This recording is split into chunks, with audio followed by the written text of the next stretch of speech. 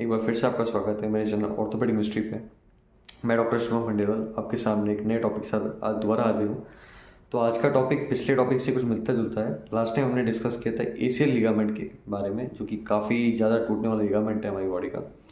आज उसके बाद जो कई बार टूट जाता है, जैसे स्पोर्ट्स वगैरह लोग खेलते हैं, बच्चे स्पोर्ट्स खेलते हैं या बूढ़े लोगों में, तो लिगामेंट है पीसीएल लिगामेंट। तो आज पीसीएल लिगामेंट के बारे में डिस्कस करेंगे।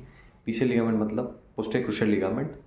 तो एज यूजुअल हम जैसे मॉडल के माध्यम से समझते हैं, वैसे एक बार आज भी समझेंगे और उसके बाद हम जानेंगे लक्षण क्या होते हैं और उसके बाद आएंगे घरेलू इलाज, आपको क्या करना चाहिए और आप हॉस्पिटल आओगे तो आपको इलाज क्या मिलने वाला है।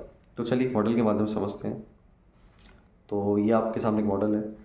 इस मॉडल में आप देख सकते हैं कि ये हड्डी ऊपर वाली फीमर है और नीचे वाली टिबिया है। तो ये लिगामेंट इन दोनों के बीच में जॉइंट के अंदर अटैच होता है। लिगामेंट इज यूजुअल अंदर से यहाँ से जाता है, यहाँ से ही जाता है पीछे की तरफ, अंदर जॉइंट में जाके पीछे वाली हड्डी पे जुड़ता है। इस वाले पे समझेंगे। तो ये आप देखिए ऊपर फीमर और नीचे टिबिया। तो ये जाता है, यहाँ से आता है और इधर से आके ये पीछे की तरफ अटैच होता है। इस तरीके से जॉइंट में जाता है। तो ये लिगामेंट करता क्या है, अगर ये लिगामेंट टूट जाए तो क्या होता है, ये लिगामेंट इस हड्डी को पीछे जाने से रोकता है। अगर ये लिगामेंट टूट जाए तो ये हड्डी पीछे जाएगी और फीमर, ये वाली हड्डी आगे की तरफ आ जाएगी, ये पीछे जाएगी और ये आगे की तरफ आ जाएगी। तो ये इस चीज़ को रोकता है। अब आते हैं हम इसके लक्षण पे कि लक्षण, अगर आपको ये चोट लग गई है इस लिगामेंट की तो आपके लक्षण क्या होंगे। तो सपोज़ कोई लड़का है, कोई जो फुटबॉल खेलता है, कबड्डी खेलता है, काफ़ी सारे स्पोर्ट्स खेलता है, वो स्पोर्ट्स पर्सन आया है यहाँ पर, 20-22 साल का लड़का सपोज आया है, वो बोल रहा है कि मुझे ऐसी चोट लगी है। तो उसके लक्षण क्या क्या होंगे। सबसे पहले घुटने में दर्द रहेगा, सूजन हो सकती है, स्वेलिंग हो सकती है। उसके बाद जो सबसे इम्पोर्टेंट सिम्टम आता है वो होता है इंस्टेबिलिटी, मतलब लचक होना। तो उसको इसमें लचक रहेगी, लचक ज़्यादा भी हो सकती है, लचक कम भी हो सकती है, लचक ऐसा भी हो कि विजिबल ना हो। कभी वैसा होता है कि हीमाटोमा टाइप बन जाता है, यानी कि खून का थप्पा बन जाता है। उससे भी हमें पता लगता है कि कोई ना कोई लिगामेंट में चोट हमारी आई है। तो बताता हूँ मैं आपको, जैसे ये है। तो इंस्टेबिलिटी क्या रहेगी, ये जो हड्डी है पीछे की तरफ चली जाएगी, इसलिए लचक हमें लगेगी। तो इसको हम कहेंगे इंस्टेबिलिटी है।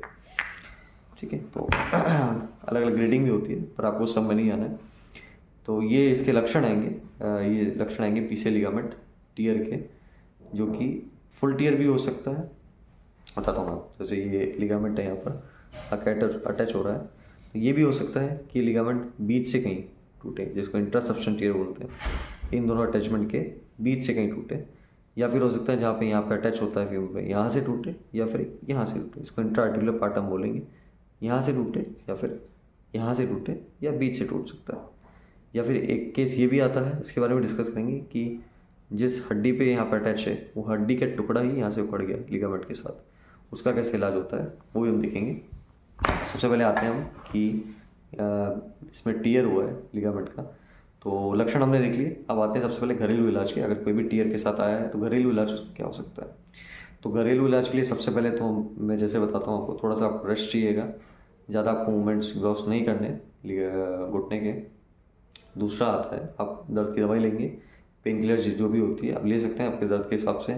कैल्शियम विटामिन डी के सप्लीमेंट आप ले सकते हैं। और एक आती है कॉलेजन की दवाई, जो कि लिगामेंट हील करने में मदद करती है। तो वो कॉलेजन का जो दवाई है वो भी आप दिन में 1 से 2 बार ले सकते हैं, जो टेंडन और लिगामेंट को रिपेयर करने में मदद करती है।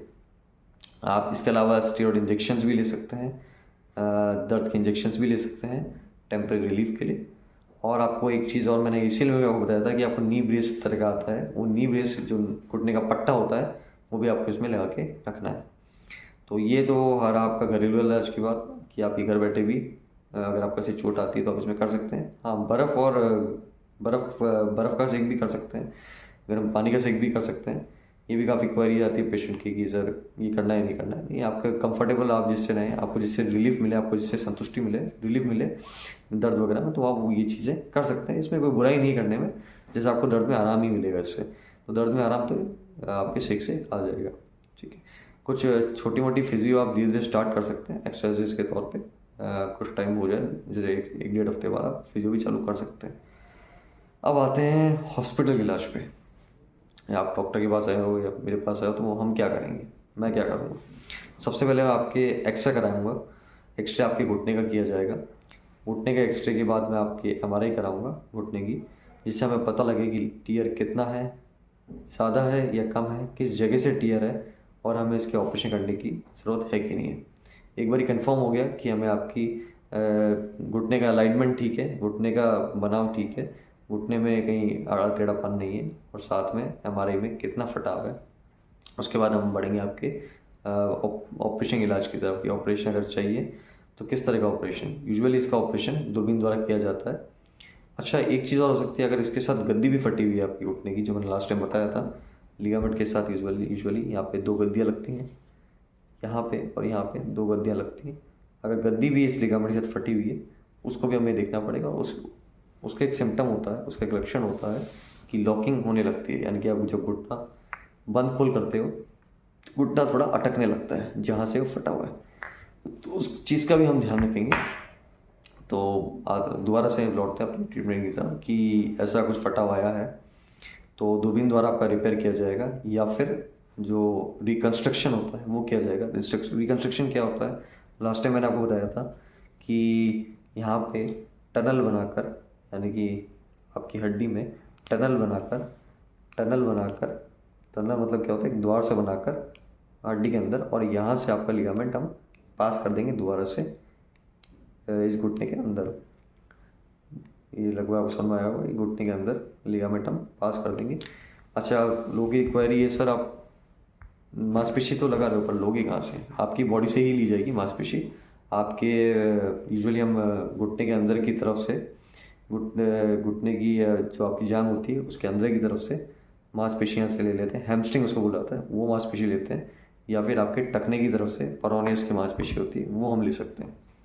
तो आपके बॉडी की मांसपेशी हम लेंगे, ऑटोग्राफ भी बोलते हैं इसे। तो यही हम आपकी नई मांसपेशी के तौर पे इस जो हमने टनल बनाई थी, इस टनल में हम उसको पास कर देंगे। तो ये हमारे इस ऑपरेशन में ये किया जाता है दूरबीन से आपकी जो हम ऑपरेशन करते हैं।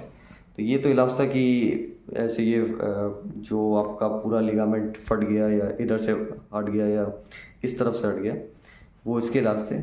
एक केस मैंने आपको स्पेशल केस बताया था कि अगर यहाँ से हड्डी का टुकड़े के साथ लिगामेंट हटेगा, उस केस में थोड़ा पार्ट डिफिकल्ट हो जाता है, क्योंकि हमें वो हड्डी का टुकड़ा भी अपनी सही जगह अटैच करना पड़ता है, जो कि आपकी मांसपेशी को साथ, लिगामेंट को साथ लेके वो खड़ा है।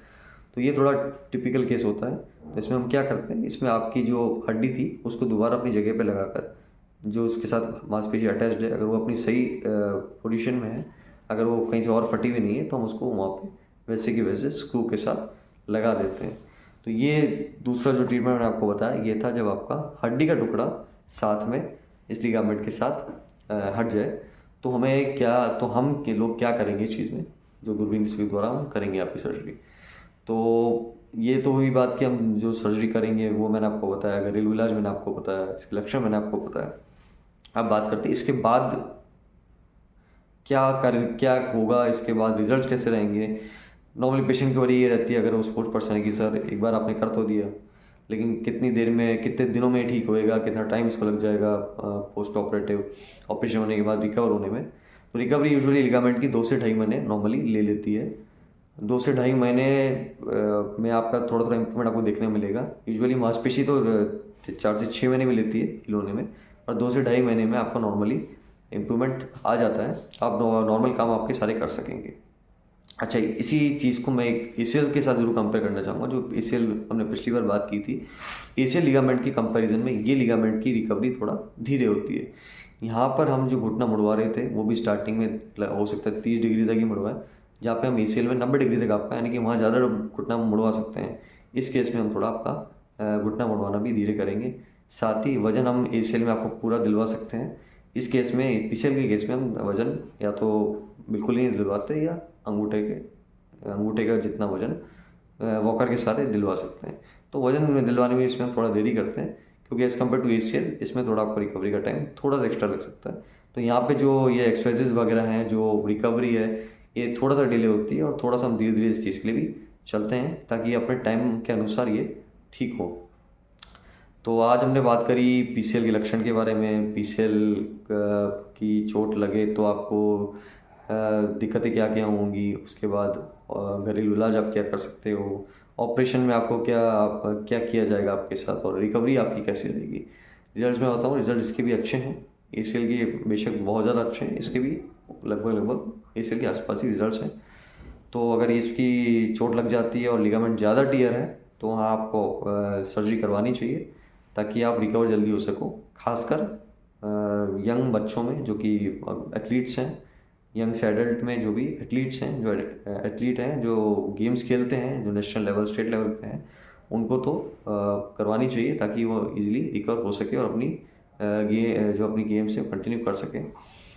बाकी ओल्ड इंडिविजुअल्स में हम थोड़ा इसको डिले कर सकते हैं या रिपेयर ना भी करें, क्योंकि उनमें इतना ग्रॉस एक्टिविटी हमें ज़रूरत होती नहीं है, इतनी एक्टिविटी बुजुर्ग लोग करते नहीं हैं।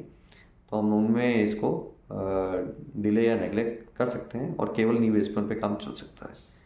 तो ऐसे वीडियोस देखने के लिए और ऐसी जानकारी हासिल करने के लिए मेरे चैनल को लाइक कीजिए, शेयर कीजिए, कमेंट भी कीजिए ताकि मुझे पता लगे कि आपको कैसा लग रहा है, और जो आपके मन में सवाल है उनको मैं क्लियर कर सकूं। और सब्सक्राइब भी कीजिए ताकि ज़्यादा से ज़्यादा लोगों तक ये चीज़ पहुंच सके। कमेंट आप करेंगे तो उसका फ़ायदा ये होगा कि मुझे भी अपनी चीज़ों का पता लगेगा कि मैं कितना ठीक से आपको समझा पा रहा हूँ आपकी भाषा में, क्योंकि मेरा मकसद ये है कि मैं आपको आप ही की भाषा में ये सब ऑर्थोपेडिक्स का ज्ञान आपको दे पाऊँ।